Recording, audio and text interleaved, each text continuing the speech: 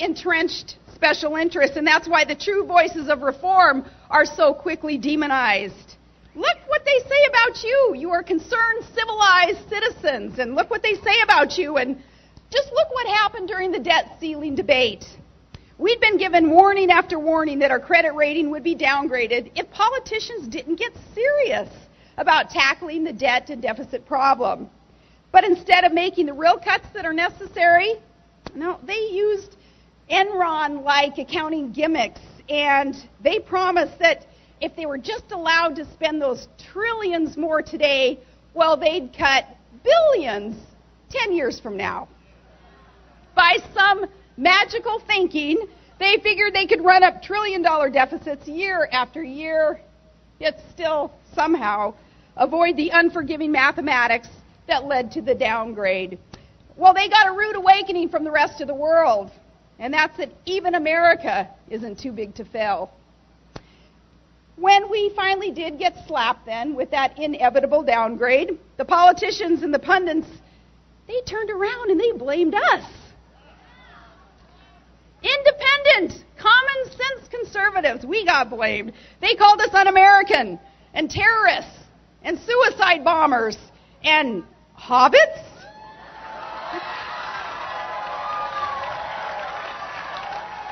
Couldn't understand that one. And what is the president's answer to this enormous debt problem? It's just spend more money. Only you can't call it spending now. Now you got to call it investing, right? Don't call it spending, call it investing. It's kind of like now.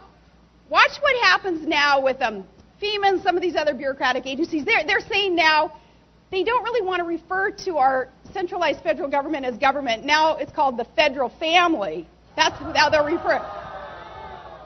Am I too old to ask to be emancipated, I wonder?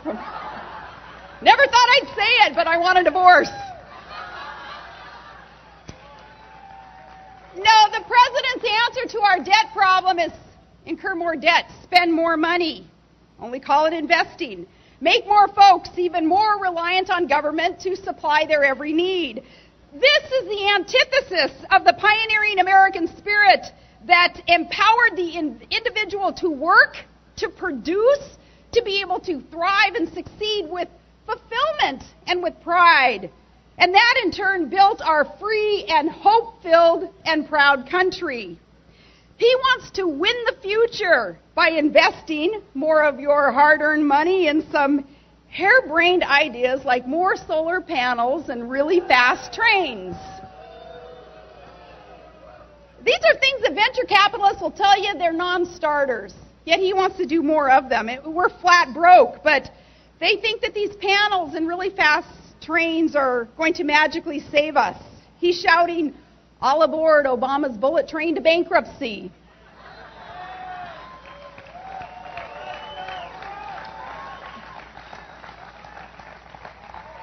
The only future that Barack Obama is trying to save is his own re-election. And he has shown that he is perfectly willing to mortgage our children's future to pay for it. And there is proof of this. Just look closely at where all that green energy stimulus money is invested. See a pattern. The president's big campaign donors got nice returns for their investments in him, to the tune of billions of your tax dollars in the form of green energy stimulus funds. The technical term for this is pay to play. Between bailouts for Wall Street cronies and stimulus projects for union bosses' security and green energy giveaways, he took care of his friends. And now they're on course to raise $1 billion for his re-election bid so that they can do it all over again. Are you going to let them do it all over again? Are you willing to unite to do all we can to not let them do it again so we can save our country?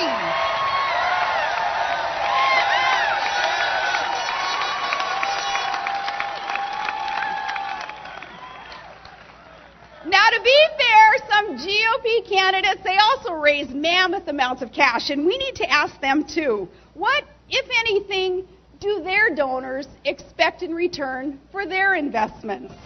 We need to know this because our country can't afford more trillion-dollar thank you notes to campaign backers. It is an important question, and it cuts to the heart of our problem. And I speak from experience. Confronting the corruption and the crony capitalism since starting out in public office 20 years ago. I've been out spending my campaigns 2 to 1, 3 to 1, 5 to 1. And by the way, I don't play that game either of hiring expert political advisors just so they'll say something nice about me on TV, if you ever wonder.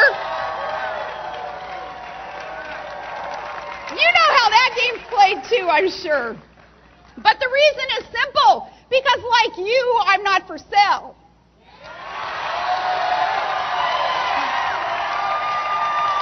Because we believe in the free market. I believe in the free market, and that is why I detest crony capitalism. And Barack Obama has showed us cronyism on steroids. It will lead to our downfall if we don't stop it now. It's a root that grows our economic problems, our unsustainable debt, and our high unemployment numbers, and a housing market that's in the tank, and a stagnant economy. These are all symptoms. And politicians are so focused on the symptoms and not the disease.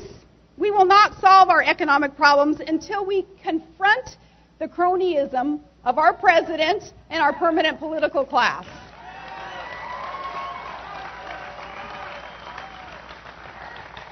So this is why we must remember that the challenge is not simply to replace Obama in 2012, but the real challenge is who and what we will replace him with, because it's not enough.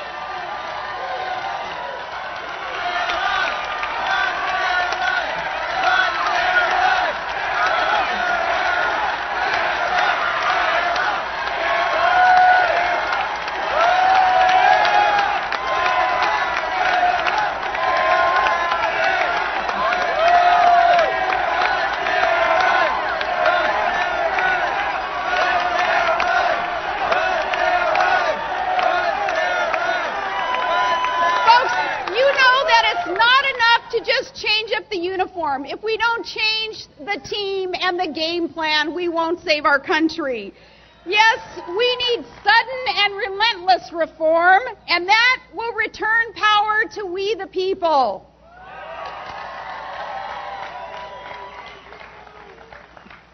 This, of course, requires deeds, not just words. It's not good enough for the politicians to just be throwing our way some kind of vague generalities, talking about some promises here and there. It's time that we hold them accountable.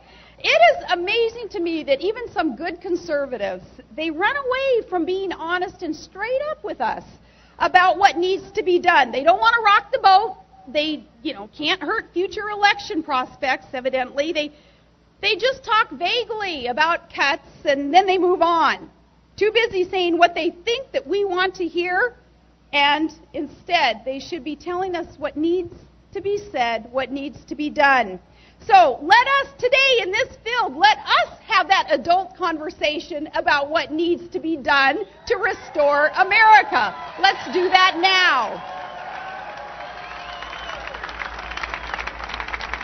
In 5 days' time, our president will gift us with yet another speech. In his next speech, he'll reveal his latest new super-duper jobs plan. It will have more lofty goals and flowery rhetoric, more illogical economic fantasies, and more continued blame and finger-pointing. But listen closely to what he says. All of his solutions, they're going to revolve around more of the same, more payoffs for his friends and supporters. His plan is the same as it's always been, and that's grow more government, increase more debt, take and give more of your hard-earned money to special interests. And this is such a problem, but you know what the problems are. We could go on all day about the problems caused by the status quo in Washington. Status quo, I think it's Latin for more of the same of the mess that we're in. That status quo won't work anymore. We could go on all day about the problems, but you know them because you live them every day. So let's talk about real solutions. I want to tell you what my plan is.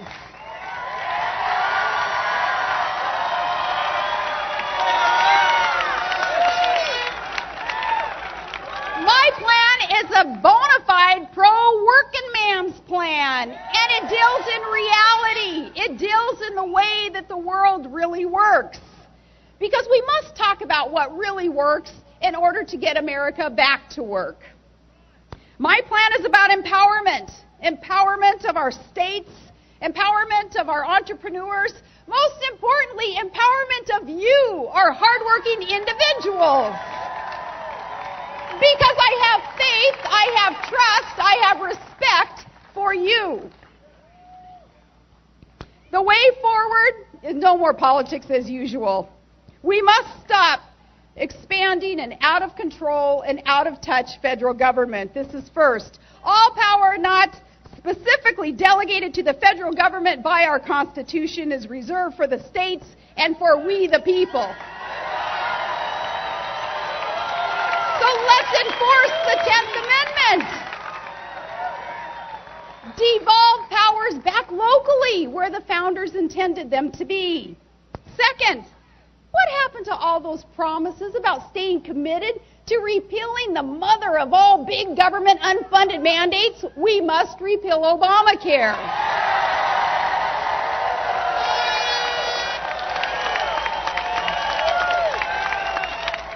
And rein in burdensome regulations that are a boot on our neck.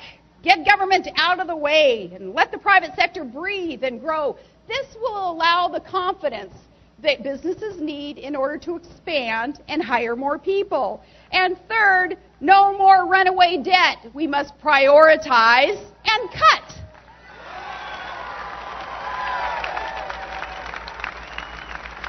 Cancel unused stimulus funds and have that come to Jesus moment where we own up to the debt challenge that is entitlement reform.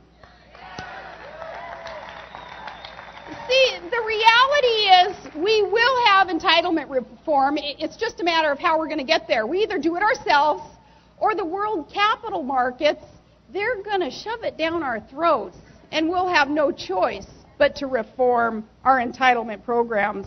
The status quo is no longer an option. Entitlement reform is our duty now, and it must be done in a way that honors our commitment to our esteemed elders today while keeping faith with future generations. I tell you what, I don't think anything has irked me more than this nonsense coming from the White House about maybe not sending our seniors their checks. It's their money. They have paid into Social Security all of their working lives. And for the president to say, we may not be able to cut their checks, well, where did all their money go, politicians? It's like the commander-in-chief being willing to throw our military under the bus, threatening that their paychecks may not arrive.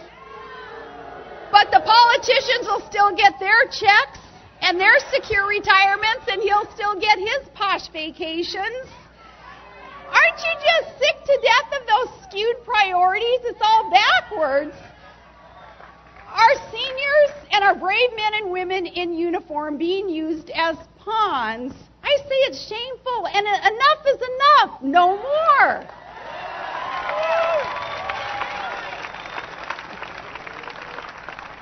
Fourth, it is time for America to become the energy superpower. The real stimulus that we've been waiting for is robust and responsible domestic energy production.